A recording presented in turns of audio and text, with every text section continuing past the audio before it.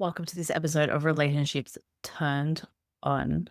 Today, I'm excited to bring a little bit of a different episode to you around what to do when everything feels hopeless. Like you've tried the strategies, you've tried the tools, there's nowhere else left to go. Full caveat now, this is something I haven't really shared very much on my YouTube or on this podcast. I want to share it because I feel like it's the missing tool for some couples. This honestly is the missing tool for a lot of couples. And what I'm probably going to say is probably going to shock you because it's not something I haven't gone into before. I want to tell you a story before I go into what the missing tool is. When my husband and I were first married, things are great, everything's going well. And then we really got a big spanner thrown in the works. And it wasn't really because of anything we did or said. It was because we were put in a situation that we had to make a really tough choice. And it was about family. And so it was very emotionally charged, but we both had a very different perspective on what the right action to take or response was to this. We were both very much on different sides of the fence. We didn't see eye to eye with what we should do. And we felt very internally conflicted, probably very hurt around this circumstance. And it felt like there was no good answer. There was no good option. And we would talk about it and talk about it and talk about it. And honestly, I think it created more disconnection, frustration, and hurt as we did.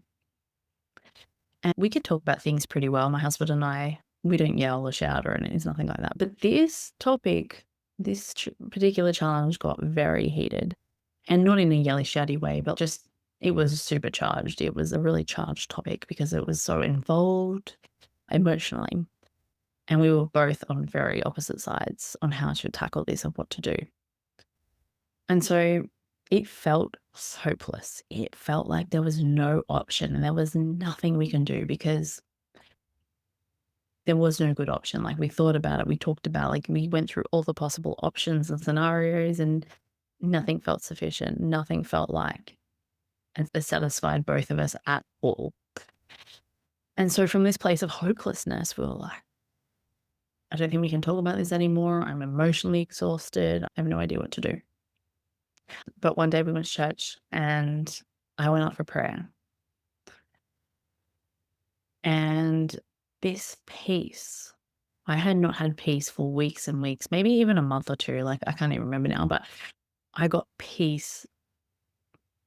Interrupting this episode to share something really amazing and quick with you. I am hosting a free workshop called God is Not Done With Your Marriage, How to Rebuild Connection Without Begging, Chasing, or Waiting for Him to Change. This is for women of faith who are sick of hoping and waiting and even praying and not seeing the change they want. This combines biblical backed principles with practical things that you can do to move your relationship forward.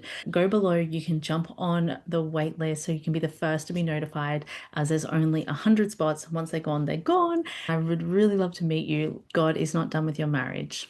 Let's get you guys back on track. I didn't get an answer. I didn't get a conclusion. I didn't get a solution, but I got extreme peace. After I was prayed for, this peace just came upon me.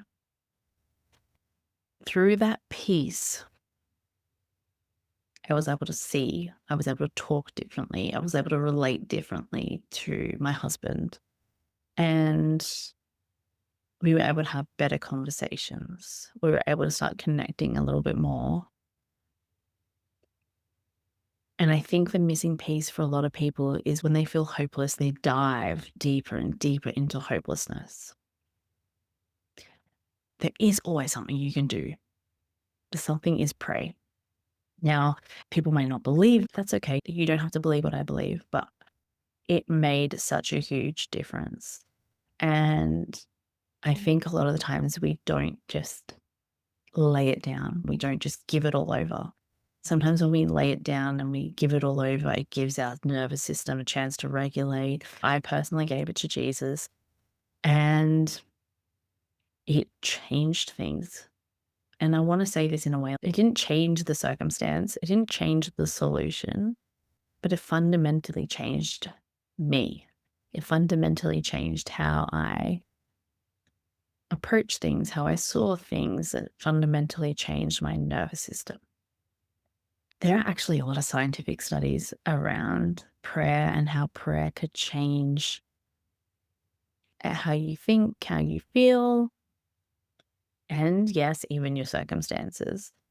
It's really important to note that this could be the missing piece for a lot of people. Sometimes people will say, I prayed for my marriage, I prayed for this and it didn't happen. We don't know why. Sometimes we don't know why these things happen. But I do know that usually when we're in these tough times with trials and tribulations and challenging things, there's often a purpose behind it. God says he works all things together for good. And I truly do believe that. I have personally been in these challenging times and he worked all things together for good. It was actually the biggest gift and blessing in my life.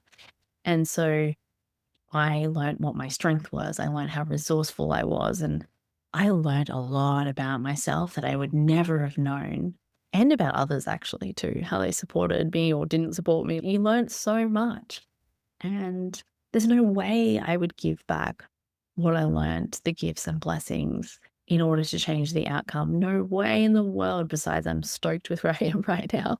So there's definitely no way I would change any of that. I was definitely not happy at that time in my life when these things were happening. And like I said, he worked all things together for good.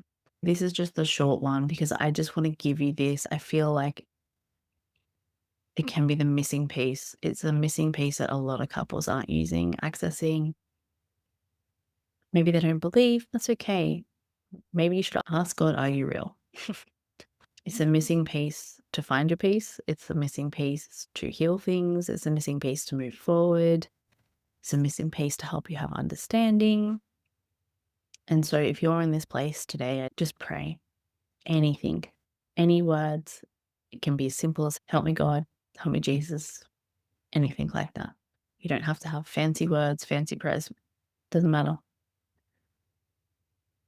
Be real, be honest, be authentic, be present, be sincere in your heart about what you're praying. That's all that matters. All right. So if you're struggling today, I want you to take your prayers, double down on prayer every day, and just talk to God. It can be the shift, honestly, that you're looking for. And it's just worth it. I'd love to know, did you pray? Did this help? And hit subscribe. If you like this topic, let me know. And maybe I'll go deeper on this if this resonated with you. It's time for you to go and turn your relationships on.